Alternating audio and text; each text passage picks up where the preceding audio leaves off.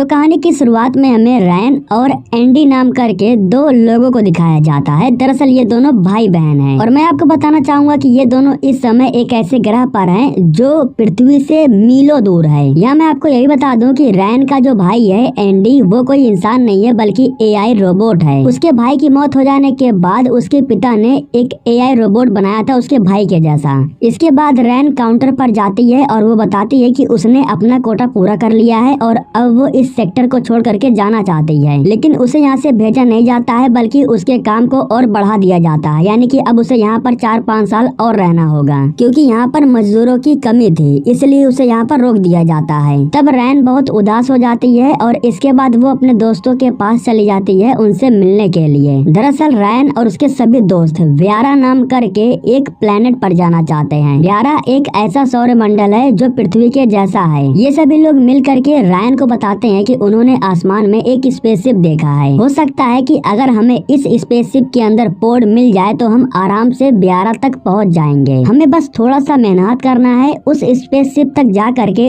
उन पोड्स को अपने स्पेसशिप के अंदर लेके आना है। अगर हम ये करने में कामयाब हो जाते हैं तो हमें किसी भी परमिट की जरूरत नहीं होगी, हम पोड की मदद से व्यारा तक पहुँच जाएंगे। जो टायलर है वो रैन को समझाता है कि अगर हम ये काम करने में कामयाब हो जाते हैं तो हमें यहाँ से छुटकारा मिल जाएगा, हम मजदूरों वाले जिंदगी से आजाद हो जाएंगे और फिर कभी यहाँ वापस नहीं आएंगे। टायलर की बात सुनने के बाद रैन भी ये काम करने के लिए इन लोगों के साथ शामिल हो जाती है। सभी लोग खुशी खुशी जा करके स्पेसशिप में बैठ जाते हैं और स्पेसशिप को स्टार्ट करने के बाद ये लोग ऊपर की तरफ चले जाते हैं और थोड़ा सा ट्रेवल करने के बाद ये लोग उस स्पेसशिप के पास जा करके पहुँच जाते हैं जो कि हवा में घूम रहा था।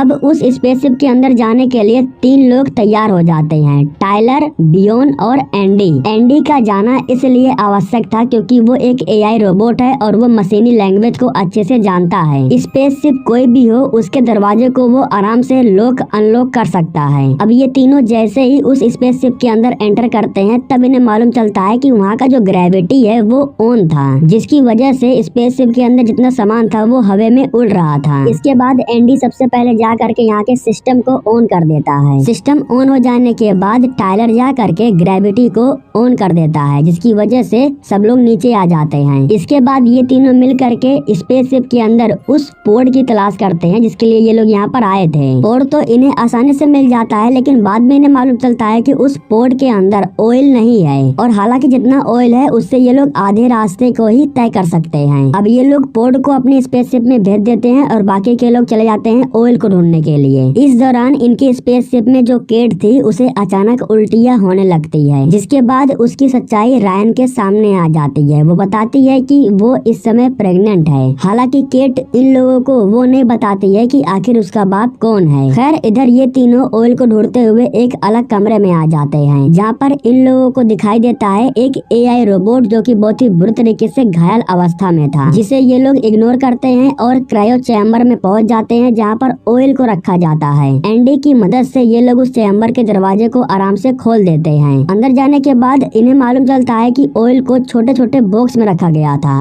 और जब ये लोग उसे निकालने की कोशिश करते हैं तभी रेड अलार्म बजने लगता है और इनका जो दरवाजा था वो ऑटोमेटिक बंद हो जाता है। एंडी उस दरवाजे को खोलने की कोशिश करता है लेकिन वो खोल नहीं पाता है। तब रैन को उस एआई रोबोट के बारे में याद आता है जो कि उस स्पेसशिप में घायल पड़ा हुआ है। उसका कहना था कि अगर हम उसके चिप को निकाल करके एंडी में डाल देंगे तो वो दरवाजे को खोल सकता है। अब इस काम को पूरा करने के लिए रैन और नवारो ये दोनों उस स्पेसशिप के अंदर जाते हैं और जब रैन चिप को निकाल रहे थे तभी वो एआई रोबोट फिर से जिंदा हो जाता है। उस समय वो उसके दिमाग से चिप को निकाल देती है जिसकी वजह से वो फिर से शट डाउन हो जाता है। अब उसके अंदर के चिप को निकालने के बाद रैन उसे ले जा करके टायलर को देती है और उसे एंडी के अंदर डालने के लिए कहती है। उस चिप को जैसे ही वो एंडी के अंदर डालता है तभी वो फ्रीज हो जाता है। दरअसल वो रिबूट हो रहा था और उसे रिबूट होने में लगभग 1 मिनट लगने वाला था, लेकिन इतने में ही इन लोगों की हालत अब खराब हो जाने वाली है क्योंकि इसी चैम्बर के अंदर छोटे छोटे जीवों को रखा गया था जो अचानक जिंदा हो जाते हैं और अब ये जीव इनके ऊपर हमला करके इनके मुंह के अंदर घुसने की पूरी कोशिश करते हैं, लेकिन ये लोग भी इन जीवों से लड़ते हैं और इन्हें दूर फेंक देते हैं। इतने में ही जैसे ही एंडी फिर से रिस्टार्ट होता है तो वो जा करके दरवाजे को खोल देता है। ये लोग बाहर जाते हैं और इनके साथ साथ एक जीव वो भी दरवाजे के बाहर आ जाता है। वो नवारो को पाता है और उसके मुंह पे जा करके चिपक जाता है। वो नवारो के गले को दबा देता है जिसकी वजह वजह से ये लोग जीव को खींच नहीं पाते हैं, क्योंकि अगर ये लोग जीव को खींचते तो शायद उसका गला कट सकता था। चिप डालने की वजह से अब एंडी पहले की तरह बर्ताव नहीं कर रहा था, बल्कि वो और भी ठीक हो गया था। वो अच्छे से बर्ताव कर रहा था, अच्छे से व्यवहार कर रहा था और उसका मकसद भी चेंज हो गया था। पहले उसका मकसद था रायन के लिए काम करना, लेकिन अब उसका मकसद हो चुका है इस कंपनी के लिए काम करना। अब आखिर ये जीव है क्या और इससे छुटकारा कैसे पाया जा सकता है, इन सब का जवाब पाने के लिए ये लोग एआई रोबोट को फिर से रिबूट करने लगते हैं। मैं उस एआई रोबोट की बात कर रहा हूँ जो इस स्पेसशिप के अंदर पहले से ही जख्मी हालत में था। ये लोग जब उसे ठीक कर देते हैं तब वो इन लोगों को बताता है कि तुम्हारे दोस्त की जान खतरे में है, लेकिन फिलहाल अगर तुम लोग अपनी जान बचाना चाहते हो तो उसे जान से मार दो, अभी तुम्हारे पास मौका है। उसी समय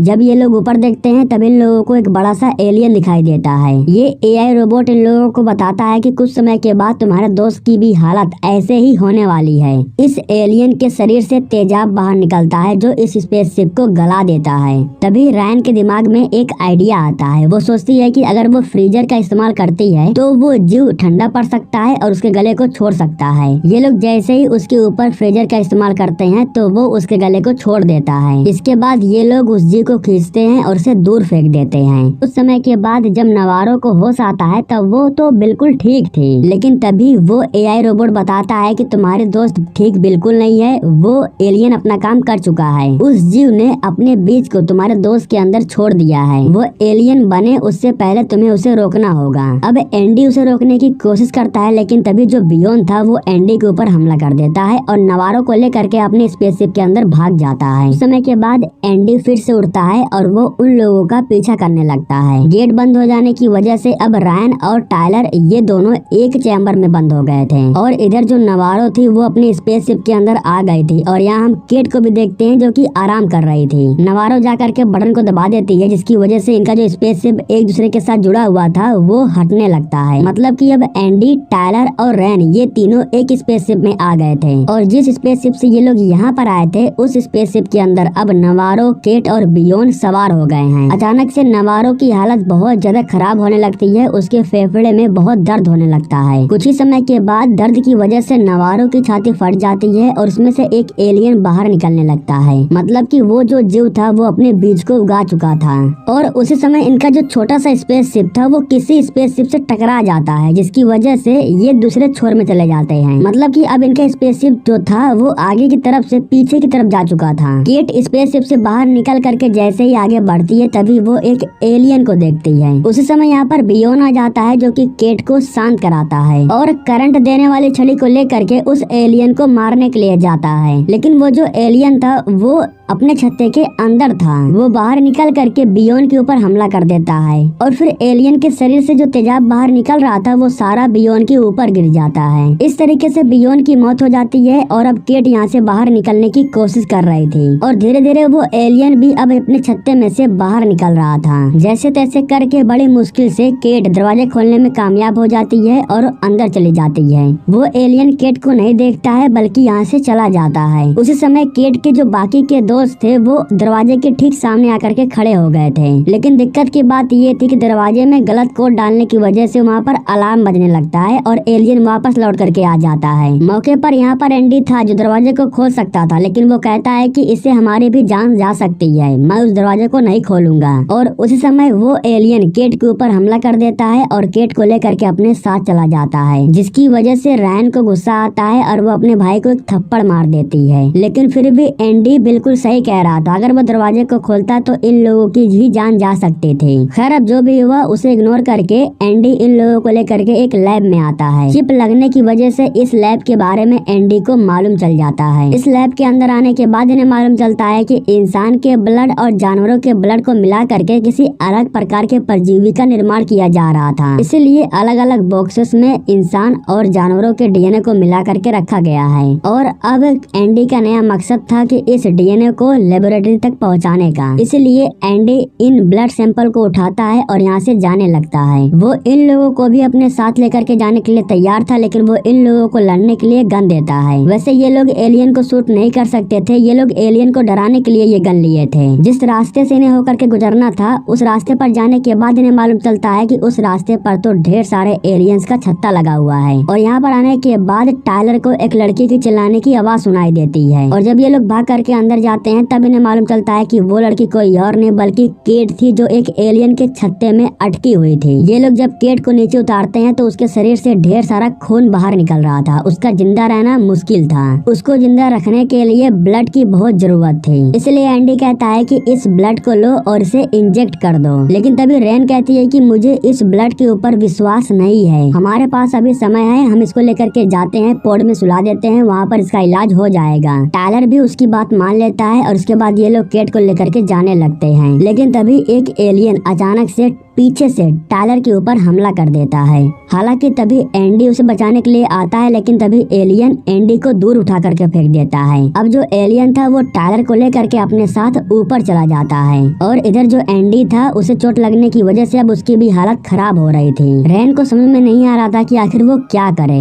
खैर अब वो केट को उठाती है और उससे कहती है कि तुम लिफ्ट के अंदर जाना और वहाँ से अपनी स्पेसशिप के अंदर जाने के बाद तुम्हें उसे चालू करके यहाँ से निकल जाना है। लेकिन केट कहती है कि नहीं, मैं तुम्हारा इंतजार करूंगी। अब इसके बाद जो रैन थी वो केट को यहाँ पर छोड़ने के बाद अपने भाई को बचाने के लिए चली जाती है। इस बीच केट को बहुत तकलीफ हो रहा था, इसलिए वो ब्लड सैंपल को उठाती है और अपने शरीर के अंदर इंजेक्ट कर लेती है। इधर जो रैन थी वो दोबारा अपने भाई के पास आ जाती है और उसके चिप को चेंज करने लगती है। ऐसा करने की वजह से वो फिर से रिबूट होगा और रिबूट होने के बाद फिर से रीस्टार्ट होने के बाद बिल्कुल ठीक हो जाएगा। चिप को चेंज करने के बाद वो थोड़े समय के लिए बेहोश रहता है और उसके बाद उसे होश आ जाता है। लेकिन अब दिक्कत की बात ये थी कि जो एलियन थे वो धीरे धीरे करके इनके बहुत करीब आ रहे थे और जिस दरवाजे से इन्हें बाहर जाना था वो दरवाजा भी अब पूरी तरीके से लॉक हो चुका था। एंडी लॉक खोलने की कोशिश करता है लेकिन खोल नहीं पाता है क्योंकि अब उसका प्रोग्राम चेंज हो चुका है। दोनों भाई बहन हार मान करके नीचे बैठ जाते हैं क्योंकि अब इनके पास कोई ऑप्शन बचा ही नहीं था और अब वो जो एलियन थे वो धीरे धीरे इनका खात्मा करने के लिए इनके बहुत करीब आ रहे थे। लेकिन तभी जो रेन थी उसे ग्रेविटी के बारे में याद आता है। वो देखती है कि ग्रेविटी ऑन था जिसे वो जा करके ऑफ कर देती है, जिसकी वजह से सभी एलियन अब हवा में तैरने लगते हैं और अब इन्हें मारना बहुत आसान हो गया था क्योंकि अब इनके शरीर से जो तेजाब बाहर निकलता है वो भी हवा में तैर रहा था, वो स्पेसशिप पर नहीं जा करके गिरता है। अब इस तरीके से सभी एलियन को मारने के बाद ये लोग आगे बढ़ते हैं और वहाँ से बाहर निकल आते हैं। अपनी स्पेसशिप के अंदर आने के बाद ये लोग देखते हैं कि केट पोर्ट के अंदर लेटी हुई थी और अब इस तरीके से ये लोग ब्यारा के लिए निकल पड़ते हैं। इस दौरान हम दूसरे स्पेसशिप को देखते हैं जिसके अंदर ढेर सारे एलियन थे। उनकी जो स्पेसशिप थी वो एक ग्रह पर जा करके पूरी तरीके से तबाह हो जाती है, मतलब कि अब इस तरीके से एलियन का खात्मा हो जाता है। लेकिन जब रैन पोर्ट को चेक कर रही थी तभी उसके अंदर से उसे सिग्नल आने शुरू हो जाते हैं। जब वो पोर्ट को खोलती है तब उसे मालूम चलता है कि केट इस समय काफी दर्द में है और जब रैन उसके पेट को देखती है तो वो काफी फूल गया था। दरअसल उसके पेट में जो बच्चा था वो काफी बड़ा हो गया था। ये सब कुछ उस ब्लड की वजह से हो रहा था जिसे केट ने इंजेक्ट कर लिया था। रैन उस बच्चे को उठाती है, उसे ले जा करके फेंक देती है। लेकिन जब वो उसे मारने वाले थे तभी उसे छत्ते के अंदर एक बच्चा दिखाई देता है। स्पेसशिप की वो सतह गलने की वजह से वो जो बच्चा था वो नीचे के अपार्टमेंट में आकर के गिर जाता है। लेकिन जब रैन नीचे उस बच्चे को बचाने के लिए जाती है तब उस छत्ते के अंदर उसे बच्चा नहीं मिलता है क्योंकि अब वो जो बच्चा था वो कई गुना बड़ा हो गया था और एक अजीब तरीके का इंसान लग रहा था जो शायद एलियन और इंसान दोनों था। यहाँ पर वो एक ही झटके में एंडी को मार देता है और फिर केट के पास आने के बाद उसके शरीर से खून को चूसने लगता है। केट के चिल्लाने की आवाज सुन करके रैन भाग करके आती है। उसी समय वो जो एलियन था वो रैन को देख लेता है और उसके ऊपर हमला करने के लिए आगे बढ़ता है। लेकिन रैन के पास फ्रीजर मशीन था जिससे वो एलियन के ऊपर चला देती है और सारा टेम्परेचर बढ़ जाता है। टेम्परेचर बढ़ने की वजह से रैन की भी जो हालत थी वो काफी खराब हो गई थी। वो आकर के एक सूट को पहन लेती है। इस सूट को पहनने के बाद उसे सुकून मिलता है क्योंकि उसे गर्मी का एहसास होता है। लेकिन तभी एक बार फिर से रैन के सामने वो एलियन आ जाता है। तभी रैन की नजर उस एलियन के छत्ते के ऊपर जाती है जिसके अंदर तेजाब भरा पड़ा हुआ था। रैन जैसे ही तेजाब को नीचे गिराती है तो स्पेसशिप का वो हिस्सा पूरी तरीके से टूट जाता है। रैन के साथ साथ अब एलियन भी स्पेसशिप के नीचे लटक रहा था। फर्क सिर्फ इतना था कि रैन रस्सी को पकड़े हुई थी और जो एलियन था वो रैन को पकड़ा हुआ था। लेकिन एलियन बाहर के टेम्परेचर को बर्दाश्त नहीं कर पाता है और वो गल जाता है, जिसकी वजह से उस एलियन की मौत हो जाती है और अब जो रैन थी वो रस्सी को पकड़ करके वापस स्पेसशिप के अंदर आ जाती है। सब के सब मारे जा चुके थे, सिर्फ बचे हुए थे रैन और उसका भाई एंडी। ये दोनों जा करके पोर्ट के अंदर सो जाते हैं और ब्यारा के लिए निकल जाते हैं। इस तरीके से दोस्तों ये कहानी यहीं पर खत्म हो जाती है।